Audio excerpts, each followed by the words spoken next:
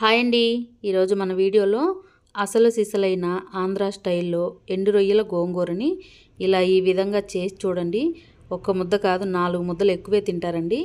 గోంగూర ఎండు రొయ్యల కూర ఇష్టం లేని వాళ్ళు కూడా లొట్టలు వేసుకుంటూ తింటారు. అంత బాగుంటుంది. ఒక్కసారి నా స్టైల్లో చేసి చూడండి, చాలా బాగుంటుంది. ఇప్పుడు ఎలా చేసుకోవాలని చూద్దాము. ముందుగా గోంగూర ఎండు రొయ్యల కోసం గోంగూరను తీసుకోవాలండి. ఇలా కాళ్ళన్నీ ఒలిచేసి శుభ్రంగా కడిగి పెట్టుకోవాలి. మనం తీసుకునే రొయ్యలకు తగ్గట్టుగా నేను ఒక గుప్పెడు మాత్రమే తీసుకున్నాను గోంగూరని.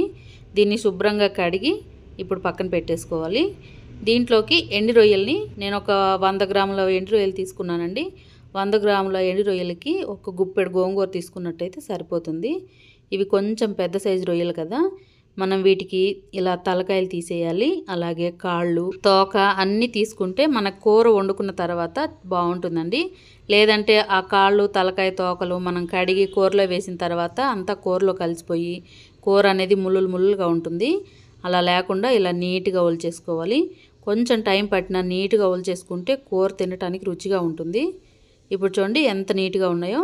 ఇలా అన్నీ ఒలిచేసి పెట్టుకోవాలి. వీటిని పక్కన పెట్టేసి స్టవ్ ఆన్ చేసుకొని ఒక ప్యాన్ పెట్టుకొని దాంట్లోకి మనం ఒలిచి శుభ్రంగా కడిగి పెట్టుకున్న గోంగూరని దీంట్లో వేసి కాస్త సాల్ట్ వేసుకోండి.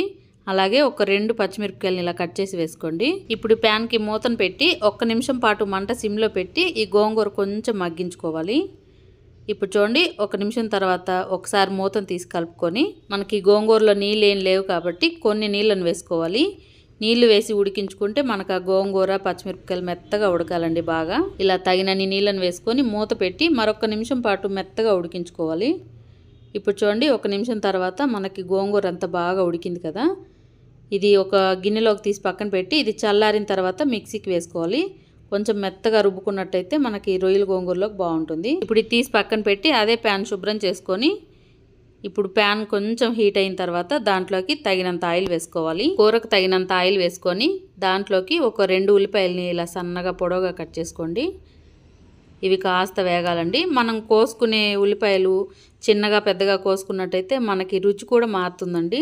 ఒక్కొక్క కూరకు తగ్గట్టుగా ఉల్లిపాయలు కట్ చేసుకోవాలి.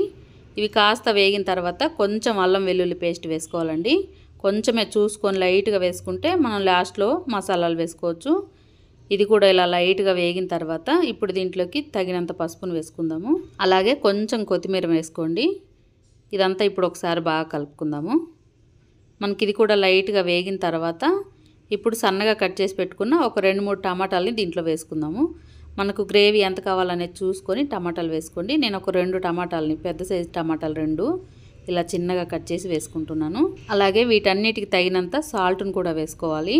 ఇప్పుడు ఇదంతా ఒకసారి బాగా కలుపుకొని మనకి టమాటాలు, ఉల్లిపాయలు బాగా మగ్గిన తర్వాత ఎండి రొయ్యల్ని మనం శుభ్రం చేసి పెట్టుకోవాలండి. ఆ శుభ్రం చేసిన రొయ్యల్ని దీంట్లో వేసుకుందాము. ఇప్పుడు ఈ రొయ్యలన్నీ బాగా కలిసేలా కలుపుకొని ఇవి ఒక 2-3 నిమిషాలు బాగా మగ్గాలండి. ఇలా మగ్గేంత వరకు మూతను పెట్టి ఒక 2 నిమిషాలు బాగా మగ్గించుకుంటే మనకి రొయ్యలు, టమాటాలు అన్నీ కలిసి బాగా మగ్గుతాయి. ఇలా ఒకసారి మూతను తీసి కలుపుకొని ఇప్పుడు కారం వేసుకోవాలి. దీంట్లో మనం గోంగూర ఉడికించేటప్పుడు ఒక 2 పచ్చిమిరపకాయలు వేసాం కదా, దానికి తగ్గట్టుగా చూసుకొని కారం వేసుకోవాలి. నేను ఒక టేబుల్ స్పూన్ కారం వేసుకుంటున్నానండి. మనకి గోంగూర పులుపుగా ఉంటుంది కాబట్టి చూసుకొని వేసుకుంటే కారం ఎక్కువగా ఉంటేనే బాగుంటుంది. ఇదంతా బాగా కలిసేలా కలుపుకొని 1 నిమిషం పాటు ఇది కూడా బాగా మగ్గాలండి మనకి. ఇప్పుడు మూతను పెట్టి 1 నిమిషం మాత్రమే మగ్గించుకుందాము.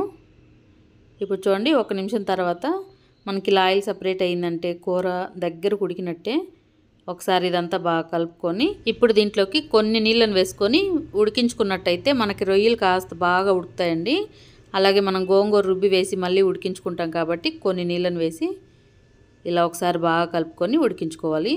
మీకు సాల్ట్ ఏమైనా తక్కువైందేమో చూసుకొని మళ్ళీ వేసుకోవచ్చండి.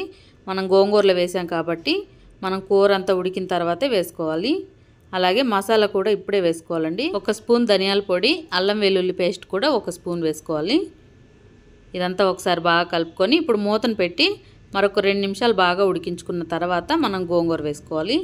ఈలోపు మనం గోంగూర రుబ్బి పెట్టుకున్నట్టయితే మనకు కూర రెడీ అవుతుందండి. ఇప్పుడు చూడండి మనం నీళ్ళు వేసి ఉడికించుకున్న తర్వాత కూర బాగా ఉడికి మనకు ఆయిల్ సపరేట్ అవుతుంది కదా, కూర మాత్రం గుమగుమలాడుతుందండి. ఇలాగే తినేసేయచ్చు. గోంగూర వేసుకుంటే ఇంకా బాగుంటుంది కాబట్టి ఇప్పుడు నేను గోంగూరని ఇలా మెత్తగా మిక్సీ పట్టేసి దీంట్లో వేసుకుంటున్నాను. మీరు మామూలుగా పప్పు గుత్తేసి రుబ్బి వేసుకున్నా కూడా బాగుంటుందండి. ఇదంతా ఒకసారి బాగా కలుపుకుందాము. నేను తీసుకున్న 100 గ్రాముల రొయ్యలకి ఒక కట్ట గోంగూర సరిపోయిందండి. దాంట్లో మనం టమాటా వేసుకుంటే టమాటా పులుపు కూడా చాలా బాగుంటుంది. గోంగూర పులుపు వేరే, టమాటా పులుపు వేరే అండి. ఇలా అంతా బాగా కలిసిన తర్వాత కాస్త కొత్తిమీర పైన చల్లుకొని ఇప్పుడు మూతను పెట్టి మరొక నిమిషం ఉడికించుకున్నట్టయితే మనకు కూర రెడీ అవుతుంది. ఇప్పుడు చూడండి, 1 నిమిషం తర్వాత మూతను తీసి చూపిస్తున్నా. కూర మాత్రం గుమగుమలాడుతూ భలే ఉందండి. ఇదంతా ఒకసారి బాగా కలుపుకుందాము. మనకి ఇలా ఆయిల్ సపరేట్ అయిందంటే మనం ఏ కూర చేసుకున్నా కూడా మనకు కూర రెడీ అయినట్టండి.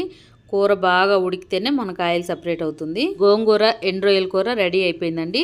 గుమగుమలాడుతూ చాలా బాగుంది. ఇప్పుడు స్టవ్ ఆఫ్ చేసి ఒక గిన్నెలోకి తీసుకుందామండి. చూడండి, గోంగూర ఎండు రొయ్యల కూర చాలా రుచిగా ఉంది.